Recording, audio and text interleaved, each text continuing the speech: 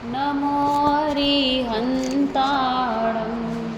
नमो सिद्धाणं नमो आयर्याणं नमो अजायाणं नमो लोये सवसाहुणं मोक्षमार्गस्य नेतारं हेतारं कर्मभूभृतां ज्ञातारं विश्वतत्त्वानां वन्दे तद्गुणलब्धये। यह तत्वार सूत्र नामक ग्रंथ आचार्य उमा स्वामी द्वारा विरचित है। इसको मोक्ष शास्त्र भी कहते हैं। इसका मंगलाचरण करते हैं। अपन ने अभी जो मंगलाचरण पढ़ा है उसका अर्थ करते हैं एक बार, फिर अपन आगे के सूत्र देखेंगे। मोक्ष मार्गस्य नेतारम, इसका अर्थ हमने क्या देखा था कि हे प्रभु आप कौन हो? मोक्ष मार्ग के नेता हो, मोक्ष मार्ग को बतलाने वाले हो। इसलिए भगवान कैसे हैं? हितोपदेशी हैं। मोक्ष मार्ग को बताया, हित का उपदेश दिया जीवों के, इसलिए भगवान हितोपदेशी हैं। भेदतारम कर्म भूभृताम, कर्म रूपी पर्वतों को भेदने वाले हैं। मोह राग देश आदि कर्म उनके नष्ट हो गए हैं, इसलिए वे कैसे हैं? वीतरागी हैं। और ज्ञातारम विश्व तत्वानाम, विश्व के सभी तत्वों के क्या हैं? ज्ञाता हैं, इसलिए वे सर्वज्ञ हैं। तो वीतरागी, सर्वज्ञ और हितोपदेशी से तीन गुण भगवान के मंगलाचरण में गुणों का गुणानुवाद किया। और उन गुणों की प्राप्ति के लिए आचार्य देव कहते हैं वंदे तद्गुण लब्धये। ऐसे गुणों की प्राप्ति है प्रभु मुझे भी हो, इसीलिए मैं आपको क्या करता हूँ? नमस्कार करता हूँ। अब आगे पहला सूत्र। शिष्य प्रश्न पूछता है कि वह मोक्ष मार्ग क्या है? तो आचार्य देव उत्तर देते हैं कि सम्यक दर्शन ज्ञान चारित्राणि मोक्ष मार्गः। ज्ञान, दर्शन और चारित्र का सम्यक पना होना ही मोक्ष का मार्ग है। क्या ये तीन अलग अलग मोक्ष मार्ग हैं क्या? नहीं। मोक्ष मार्ग के पीछे विसर्ग लगा है मात्र, तो ये बताता है कि ये एक वचन है। मार्ग है ना, तो ये बताता है एक वचन है, ये तीनों की एकता मोक्ष का मार्ग है। और सम्यक पद लगा है मतलब किसी का मिथ्या श्रद्धान हो तो वो मोक्ष का मार्ग है क्या? नहीं। जो दर्शन ज्ञान और चारित्र सम्यक हो वही मोक्ष का मार्ग है। फिर वह प्रश्न पूछते हैं हे आचार्य देव सम्यक दर्शन क्या है? तो आचार्य देव दूसरे सूत्र में उत्तर देते हैं तत्वार्थ श्रद्धानम सम्यक दर्शनम, मतलब अर्थों के तत्व का श्रद्धान करना, उसको क्या कहते हैं? सम्यक दर्शन कहते हैं। अर्थ मतलब क्या होता है? वस्तु, और तत्व मतलब उस वस्तु का स्वभाव भाव।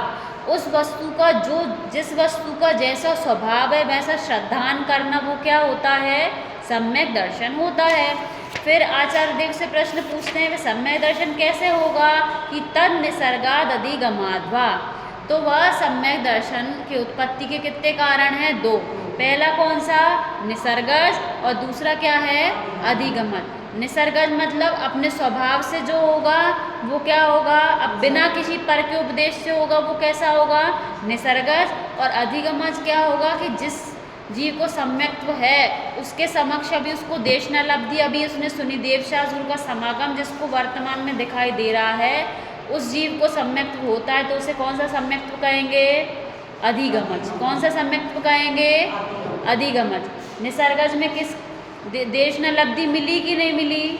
मिली तो, लेकिन कब मिली? पूर्व भव में मिली। अब प्रश्न पूछते हैं शिष्य कि वह तत्व क्या है या तत्व कितने हैं? तो आचार्य देव चौथे सूत्र में उत्तर देते हैं क्या? कि जीव अजीवाश्रव बंध संवर निर्जरा मोक्षास तत्वम। एक बार और पढ़ेंगे। जीव अजीव आश्रव बंध संवर निर्जरा मोक्षास तत्वम। इसके पहले एक और चीज़ रिवीजन करनी है। हमने परसों चर्चा की थी कि सम्यक दर्शन की 4 परिभाषाएं हैं। तो 4 परिभाषाएं, कोई कहता है देवशास गुरु का श्रद्धान सम्यक दर्शन है, कोई कहता है आपा पर का श्रद्धान सम्यक दर्शन है, कोई कहता है आत्मा का श्रद्धान सम्यक दर्शन है, और यहाँ पे लिखा है तत्वार्थ श्रद्धानम सम्यक दर्शनम। तो सम्यक चार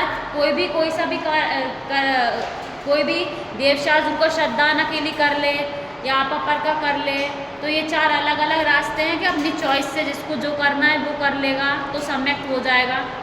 चार अलग अलग हैं या चारों एक दूसरे से लिंक हैं, कि चारों एक दूसरे से लिंक हैं।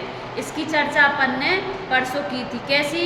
कि देवशास्त्र गुरु का श्रद्धान जैसे है उसे ही तत्व का श्रद्धान हो सकता है। क्यों? क्योंकि वह तत्व किसने बताए हैं? भगवान ने बताया ना। 7 तत्वों का निरूपण ग्रंथ में किसने किया है? जिनवाणी में 7 तत्व किसने बताए? देवशास्त्र गुरु ने बताए। अब देवशास्त्र गुरु का श्रद्धान इसमें आ गया कि नहीं आ गया, जिसने तत्व का श्रद्धान किया हो। अब उन तत्वों में कौन से मेरे तत्व हैं या कौन से हेय हैं, कौन से उपादेय हैं, तो हेय उपादेय या अपर का श्रद्धान आ गया कि नहीं आ गया? 7 तत्वों में आ गया। फिर कि मैं कौन हूँ? मैं जीव हूँ, तो मेरा श्रद्धान भी आ गया। तो सम्यक की चारों परिभाषाएं ऐसे आपस में लिंक हैं। फिर हमने कल देखा था कि जीव आश्रय बंध संबंध निर्जरा मोक्ष, इनका क्रम यही क्यों है? कोई बताएगा यही क्रम क्यों है इनका? पहला कारण भानु बताएगा जीव क्यों लिया सबसे पहले? Very good. जीव को ही मोक्ष होना है, जीव ही सुखी होगा। अब इसके बाद अजीव क्यों लिया था?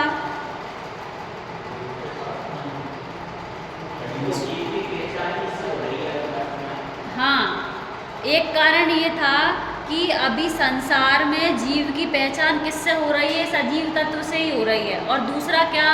कि इस अजीव तत्व का उपकार है जीव के ऊपर। कैसा उपकार है? कि जीव वैसे तो भाव प्राणों से जीता है, लेकिन अभी द्रव्य प्राण भी उसके हैं कि नहीं है? वो द्रव्य प्राण कौन कौन से? श्वासोच्छ्वास, मन, वचन, काय, ये सब क्या हैं? ये पुद्गली तो हैं, अजीवी तो हैं। ये हैं द्रव्य प्राण जिनसे ये जीव जीता है, या फिर जब तक ये रहेंगे तब तक ये जीव को लोग जिंदा कहते हैं, और ये चले जाएंगे तो जीव को कोई जिंदा कहने वाला नहीं है। तो ऐसे जीव का उपकार है, अजीव का उपकार है जीव के ऊपर, इसलिए जीव के बाद को अजीव लिया। इसके बाद आश्रव क्या? कि और एक और कारण था कि जीव के बाद अजीव को क्यों लिया? क्योंकि ये जो जीव है ना, ये संसार में परिभ्रमण क्यों कर रहा है? क्योंकि ये अजीव में ही एकत्व कर रहा है। जीव किस में एकत्व कर रहा है? सुबह से शाम तक अपन किस में एकत्व कर रहे हैं? किसी का जीव अपन को दिखता है क्या? अपन अपने माता पिता से प्रेम करते हैं, तो क्या उनकी आत्मा दिखती है क्या? कि हम तो हमारी माँ की आत्मा से प्यार करते हैं, आत्मा दिखती है क्या? नहीं दिखती। क्या किससे प्रेम कर रहे हैं अपन? जो शरीर दिख रहा है ना, अजीब है। जो पैसा है ना, अजीब है। घर है ना, वो अजीब है। जो भी जिससे भी अपन अभी राग कर रहे हैं, जो भी अपन को दिख रहा है, वो सब क्या है? अजीब है। और अजीब के कारण ही जीव संसार में परिभ्रमण कर रहा है, इसलिए जीव के बाद को अजीब लिया। और जब ये जीव अजीव के साथ एकत्व महत्व करता है, तो कर्मों का क्या होता है? आश्रव होता है, इसलिए अजीव के बाद आश्रव को लिया। अब आश्रव होगा तो बंध भी होगा, तो आश्रव के बाद बंध ले लिया। फिर इसके बाद संबंध निर्जरा क्यों ली? क्योंकि ये जीव जब अभी अजीव से एकत्व कर रहा था तो आश्रव बंद हो रहे थे। अब इस जीव को क्या होना है? सुखी होना है। तो ये जीव इनसे एकत्व तोड़ेगा तो क्या होगी? संबंध निर्जरा होगी। और जब सारे कर्म चले जाएंगे तो मोक्ष होगा। ऐसा ही इसमें यहाँ पे क्रम दिया है। अब आचार्य देव से प्रश्न पूछता है शिष्य कि आप कहते हो कि हमको जीवादि पदार्थों को जानना चाहिए। किसको जानना चाहिए?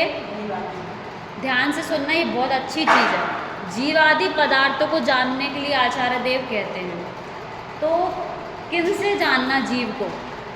जैसे कोई नया व्यक्ति प्रवचन में आया और उसने सुना कि चेतन का श्रद्धान करो, जीव का श्रद्धान करो, ठीक है? तो वो तो पहली बार आया है प्रवचन में। अब उसके घर के पास में भी एक अंकल रहते हैं, उनका नाम भी चेतन है। एक उसने बिल्डिंग भी देखी थी, उसका नाम भी चेतन भवन था, उसका नाम भी चेतन है। ऐसे किसी का भी नाम भी हो सकता है, किसी बिल्डिंग का नाम हो सकता है, किसी व्यक्ति का नाम हो सकता है, किसी वस्तु का नाम, किसी का भी नाम हो सकता है। वो तो तो किसका श्रद्धान करें? हमें क्या पता कि जीव क्या है? तो आचार्य देव कहते हैं कि कोई भी वस्तु का भी तुमको श्रद्धान करना है तो पहले उसको जानो, उस चीज़ को जानो। तो उसको जानने के लिए क्या है, किसी भी वस्तु को जानने के लिए निक्षेप होते हैं। क्या होते हैं? निक्षेप। 5वें सूत्र में आएंगे, पढ़ते हैं। पहले एक बार सूत्र पढ़ते हैं, फिर अपन आगे चर्चा करेंगे।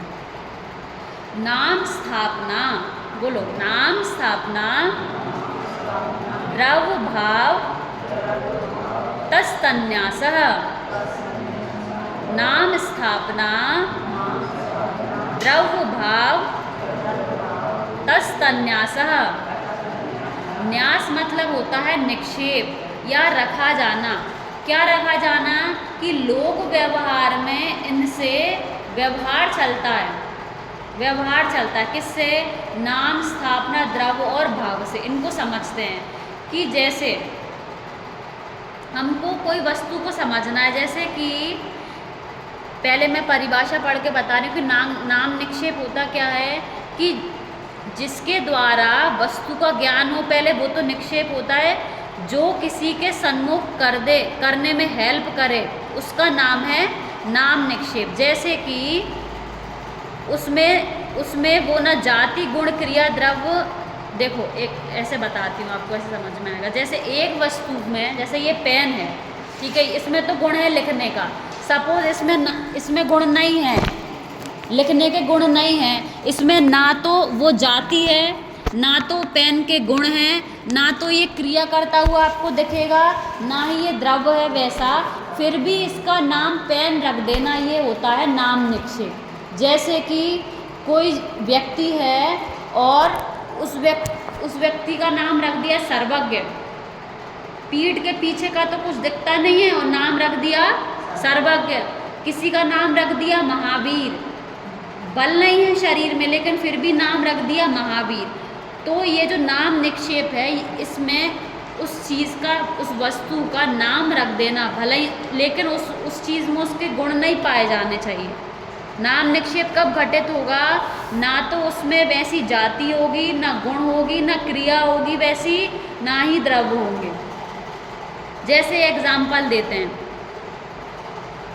पहले एक गुण का एग्जाम्पल ले लें। जैसे कि धनवान एक गुण है ना, गुण है धनवान, तो कोई दरिद्री का नाम धनवान रख दिया, ये नाम निक्षेप है। गुण का एग्जाम्पल है। अपन ने 4 चीज़ें देखी ना, उसमें ना तो वैसे गुण पाए जाएं, ना वो वैसी क्रिया करता दिखे, ना जाति का हो, ना द्रव्य का हो। तो किसी दरिद्री का नाम धनवान रख देना, ये क्या है? नाम निक्षेप। उसमें वैसा गुण है क्या? उसके पास पैसे तो नहीं है लेकिन फिर भी नाम रख दिया उसका, क्या रख दिया? धनवान। फिर अभी क्रिया, जैसे कि चंचल, किसी का नाम रख दिया, किसी का नाम चंचल रख दिया ना। चंचल क्या कहता है? कि बहुत चला है, मतलब बहुत जल्दी जल्दी काम करता हो। नाम तो रख दिया चंचल लेकिन काम हाथ पैर धीरे धीरे चला रहा है, ठीक है। तो क्या कर रहे हैं इसमें क्या है? क्रिया का एग्जाम्पल है कि वैसी क्रिया नहीं पाई जा रही उस वस्तु में लेकिन फिर भी उसका नाम वो रख दिया। पहले एग्जाम्पल गुण का देखा था। फिर जैसे अभी अपन एक और एग्जाम्पल देखें कि कोई व्यक्ति, अब देखो जैसे कि कोई गोरा है, कोई धवल व्यक्ति है, गोरा है, लेकिन उसका नाम धवल रख दिया। यहाँ पर नाम निक्षेप घटित होगा क्या? नहीं होगा नाम निक्षेप घटित, क्योंकि उसमें वैसा गुण पाया जा रहा है। तो नाम निक्षेप क्या कहता है कि उस चीज़ में वैसा गुण, जाति वगैरह नहीं पाई जानी चाहिए। पहला नाम निक्षेप सबको समझ में आ गया कि आचार्य देव कहते हैं कि जीव को समझो, तो जिसका जीव है उसकी बात नहीं चल रही, जिसका नाम जीव है उसकी बात नहीं चल रही, किसकी बात चल रही है उसकी बात आगे आएगी। तो चीज़ को, कोई भी वस्तु को जानने के लिए निक्षेप होते हैं। पहला क्या होता है? नाम निक्षेप, नाम, स्थापना, द्रव्य और भाव। जैसे यहाँ पे आचार्य देव कहते हैं ना कि जीव को जानो, तो किसकी बात आ रही है? भाव निक्षेप से जानने की बात है। नाम निक्षेप से किसी का नाम चेतन है, किसी का नाम जीव है, तो उस जीव को जानना, उस चेतन को जानना, या भाव निक्षेप से जो मैं जीव हूँ उसको जानने की बात है, उसको जानने की बात है जो भाव से उसमें है। नाम निक्षेप सबको समझ में आ गया। इसके बाद है स्थापना निक्षेप। स्थापना निक्षेप क्या कहता है कि एक वस्तु की स्थापना दूसरी वस्तु में कर देना। जैसे अपन ने भगवान की प्रतिमा स्थापना की है, किससे की? स्थापना निक्षेप से। स्थापना निक्षेप की परिभाषा क्या पड़ी? एक वस्तु की स्थापना दूसरी वस्तु में कर देना। अभी नाम निक्षेप में भी तो अपन ने यही किया था। जैसे किसी का नाम रख दिया महावीर, और यहाँ भी अपन ने प्रतिमा का नाम रख दिया महावीर। तो इन दोनों में अंतर क्या है? कि इनमें अंतर ये है कि उस व्यक्ति में वैसे गुण नहीं पाए जा रहे थे, ना तो वो वैसा था, फिर भी उसका नाम महावीर रख दिया था।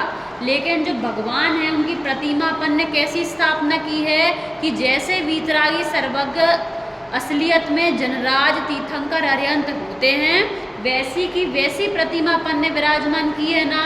तो वो ये स्थापना निक्षेप में ये होता है कि एक वस्तु की स्थापना दूसरी वस्तु में कर देना। अब ये जो स्थापना निक्षेप होता है वो दो प्रकार का होता है, ध्यान से समझना, बहुत अच्छी बात है। पहली होती है तदाकार स्थापना। तदाकार मतलब तद मतलब उसी के जैसा आकार हो तो स्थापना करना, वो होता है तदाकार स्थापना। और अतदाकार स्थापना, अतदाकार स्थापना मतलब उसमें वैसा जैसी वो वस्तु है वैसी ये वस्तु नहीं है, लेकिन फिर भी इसमें स्थापना कर देना, वो होता है अतदाकार स्थापना।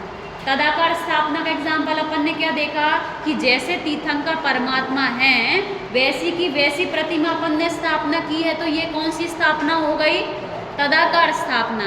अब अपन शतरंज खेलते हैं, क्या खेलते हैं? शतरंज खेलते हैं, तो घोड़ा हाथी ऊंट वगैरह बनाते हैं, ये क्या है? ये अतदाकार स्थापना है। अपन उसको घोड़ा कह रहे हैं, तो क्या घोड़ा ऐसा दिखता है जैसा ये यहाँ पे गोटी है वैसी दिखता है क्या घोड़ा? वैसा नहीं दिखता। फिर भी उसमें क्या, उसको क्या कह दिया कि ये घोड़ा है, ये हाथी है, ये कहना, ये क्या हो गई? अतदाकार स्थापना। अब कोई कहता है, जैसे कोई कहे कि अच्छा ये तो बहुत अच्छी बात है कि किसी वस्तु की स्थापना किसी में कर देना। जैसे तीर्थंकर नहीं थे तो हमने किसकी स्थापना कर दी? भगवान अरिहंत की स्थापना पाषाण में कर दी, तो वो तीर्थंकर जैसे पूज्य हो गए। तो अभी वर्तमान में गुरु भी नहीं दिख रहे, तो हम किसी को भी, किसी में भी जो बाहर से नग्न दिख रहे हैं उसमें भी हम स्थापना कर लेना वैसी। समझ में है मेरा प्रश्न? मैंने क्या बोला? जैसे अपन ने पाषाण में स्थापना की है तदाकार स्थापना, ऐसी तदाकार स्थापना अपन किसी में गुरु की कर सकते हैं क्या? उसको पूज्य बना सकते हैं क्या?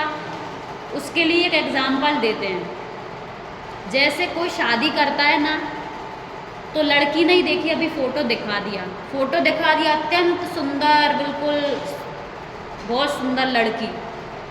अब जब शादी करने का मौका है तो कैसी निकली? बिल्कुल काली, बिल्कुल ऐसी काम वाली ऐसी। तो कि वो क्या कहेगा?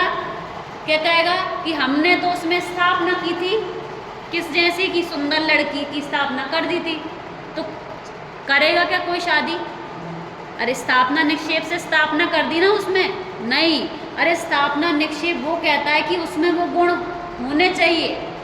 अगर कोई गुरु में गुरु की स्थापना कर रहा है तो उसमें वैसे गुण दिखें। तो अगर वो हमारे गुरु तो हैं निर्ग्रंथ, 28 मूल गुणों का पालन करते हैं, और जिसमें तुम स्थापना कह रहे हो करने की उसमें वैसे गुण नहीं पाए जा रहे, तो वो कार्यकारी है क्या? सही है क्या? नहीं। आचार्यदेव कहते हैं नहीं। ऐसे ही यहाँ पे एक और बात है, एक और एग्जाम्पल आता है कि जब रावण थे ना, रावण, उनका नियम था मंदिर जाने का, देव दर्शन का नियम था। तो उन्होंने जंगल में, भगवान नहीं मिले तो उन्होंने चावल में स्थापना की थी। किसकी स्थापना की?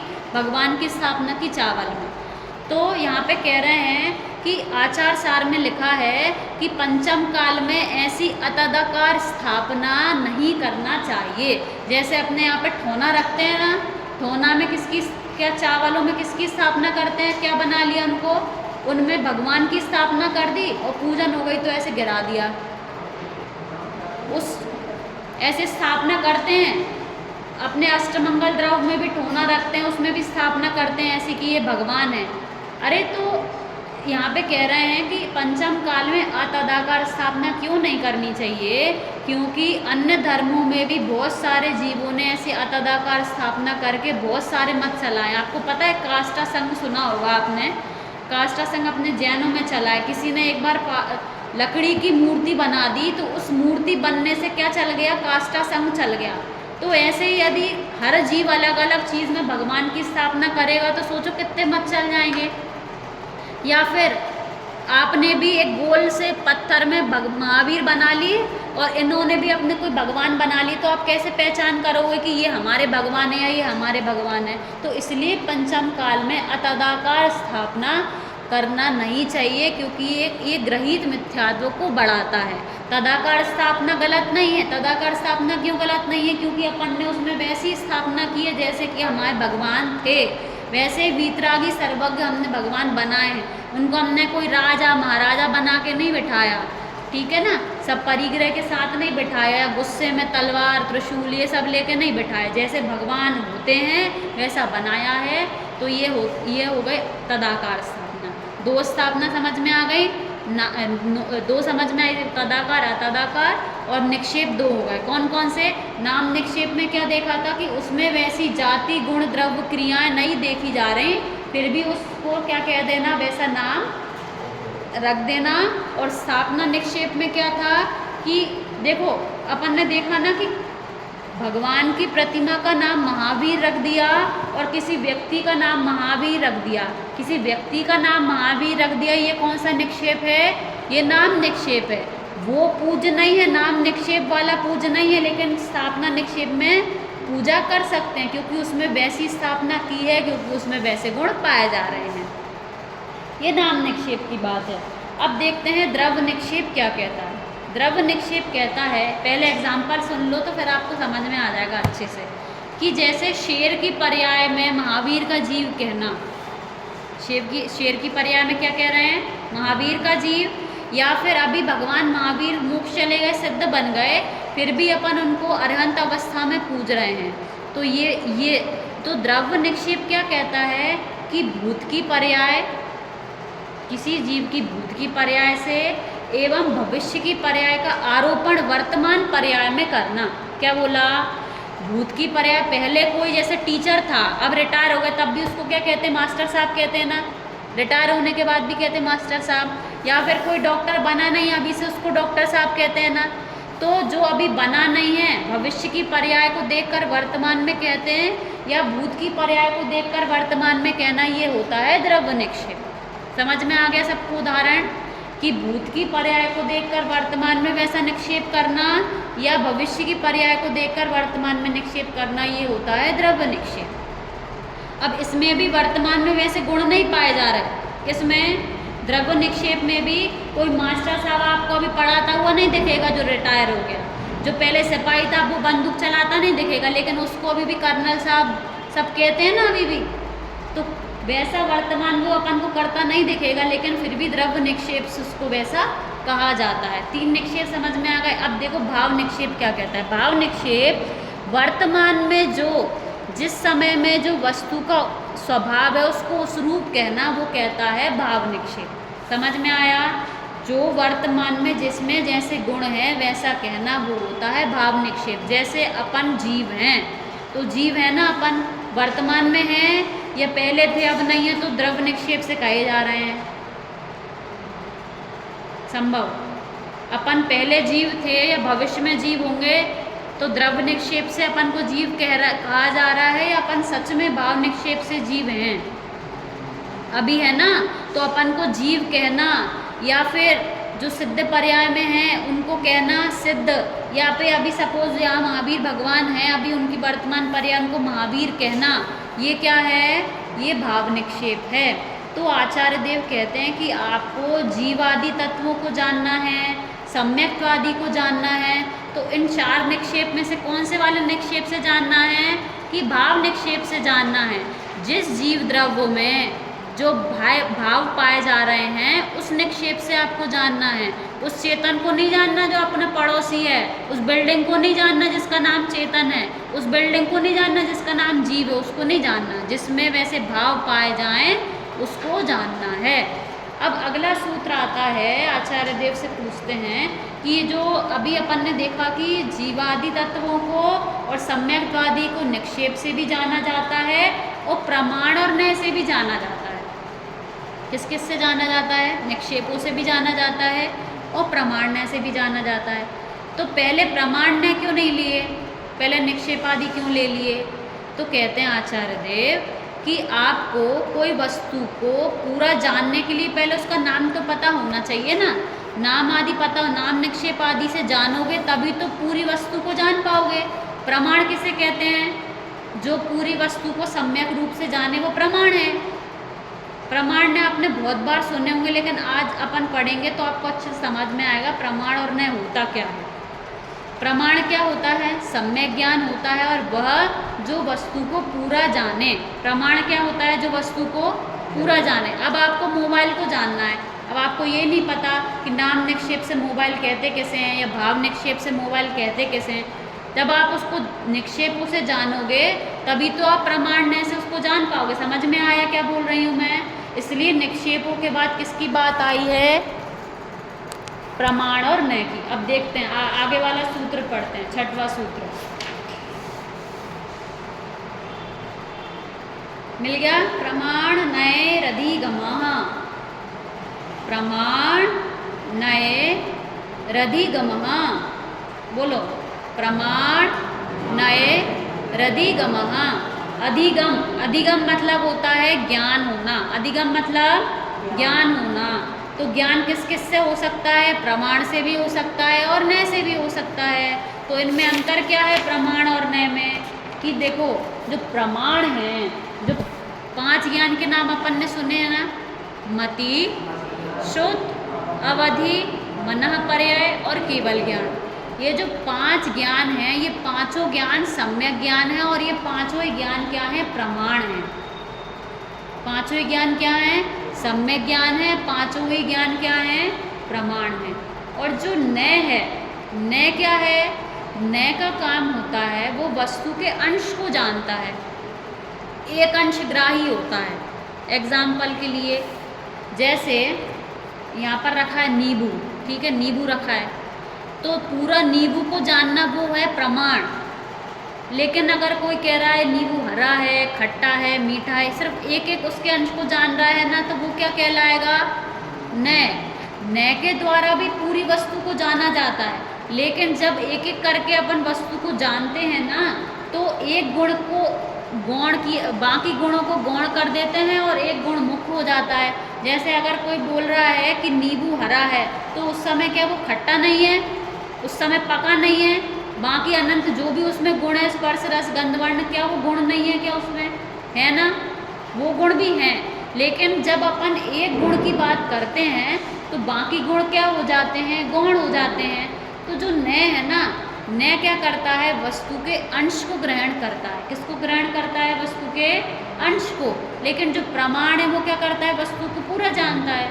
पहला अंतर अपन ने देखा कि ये क्या करता है? वस्तु को पूरा जानता है और न्याय क्या करता है? वस्तु को अंश, एक अंश रूप से जानता है, अंश रूप से जानता है। अब न्याय की भी परिभाषा उसमें लिख रही होगी, शुद्ध ज्ञान का अंश। लिख रहा होगा ना आपके उसमें, लिख रहा है न्याय के नीचे शुद्ध ज्ञान का अंश। तो जो 5 ज्ञान है ना, उन 5 ज्ञान में से शुद्ध ज्ञान है ना, दूसरा वाला कौन सा वाला ज्ञान? शुद्ध ज्ञान। इस शुद्ध ज्ञान का अंश है न्याय। कौन से वाले ज्ञान का? शुद्ध ज्ञान का अंश होता है न्याय। और बाकी ये पांचों ज्ञान कैसे हैं? सम्यक ज्ञान होने से कैसे हैं? प्रमाण है।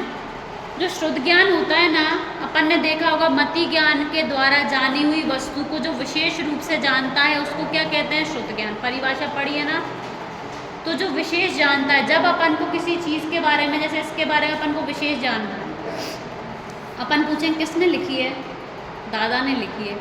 ये इस बुक का एक अंश ग्रह कर लिया ना अपन ने। एग्जाम्पल समझ में आया मैंने क्या बोला? अपन जब इस बुक को पूरा जानेंगे, इस बुक को जान लिया, जैसे बुक जान ली, ये प्रमाण है। एग्जाम्पल के लिए ये क्या है? प्रमाण है। लेकिन जब अपन इस शुद्ध ज्ञान की परिभाषा समझा रही हूँ, जैसे अपन ने आँखों से इस बुक को जान लिया, तो शुद्ध ज्ञान का काम क्या होता है? इसकी जो अपन ने आँखों से जाना, उसको और विशेष जानने का काम क्या करता है? शुद्ध ज्ञान करता है।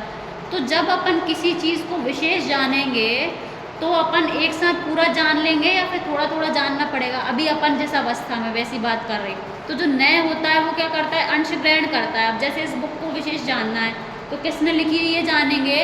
तो इस बुक का एक पार्ट है ना ये, तो केवल कि ये किसने लिखी है, इसमें तो बहुत सारी बातें हैं, तो अपन ने सिर्फ इतना जाना कि ये किसने लिखी है। तो इस बुक का एक अंश ग्रहण किया ना अपन ने, तो ये जो एक अंश ग्रहण करा ये क्या है, शुद्ध ज्ञान का अंश है, और ये क्या हो गया, न हो गया। और जब अपन ने इस बुक को पूरा जाना तो ये क्या हो गया, प्रमाण हो गया। समझ में आ गया ये समझ में आ गया कि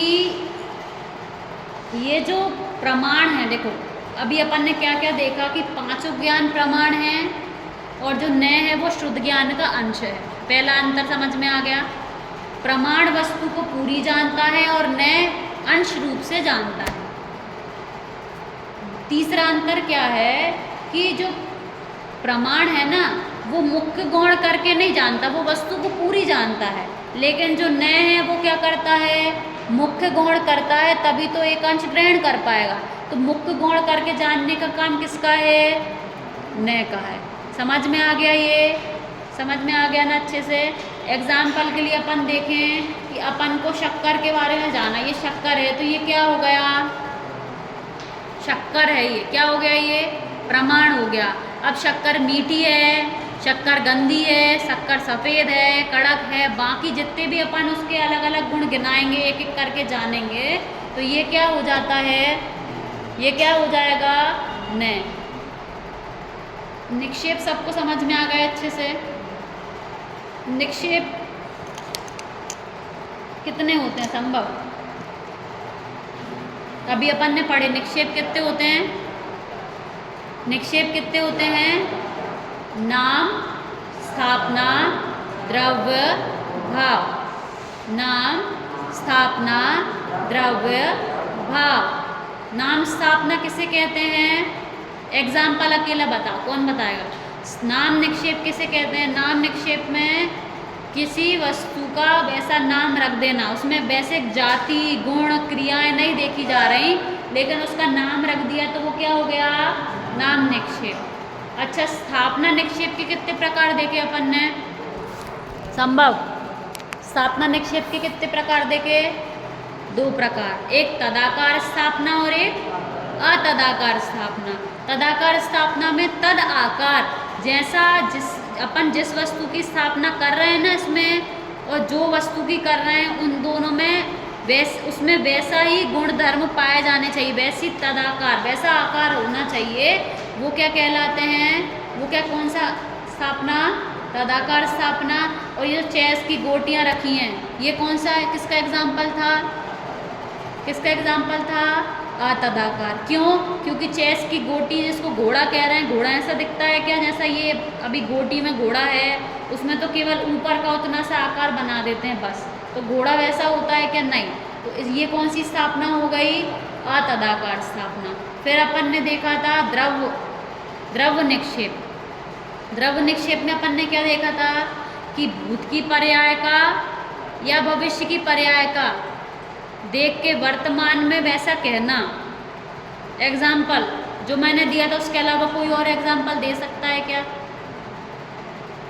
अपन ने क्या देखा था कि कोई टीचर रिटायर हो गया तो पहले टीचर था अभी उसको टीचर कहना, या फिर कोई डॉक्टर बनने वाला या टीचर बनने वाला उसको अभी से मास्टर साहब कहना।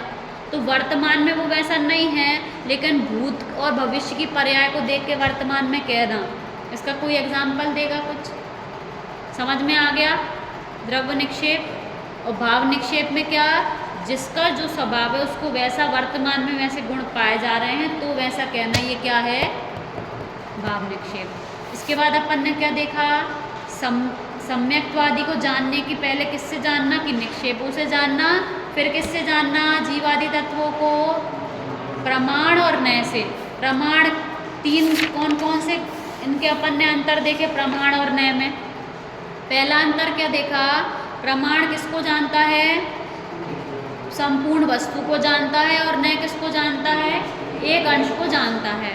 प्रमाण पांचों ज्ञान कैसे हैं, सम्यक ज्ञान होने से प्रमाण है, और ये जो नय है वो क्या है, शुद्ध ज्ञान का अंश है।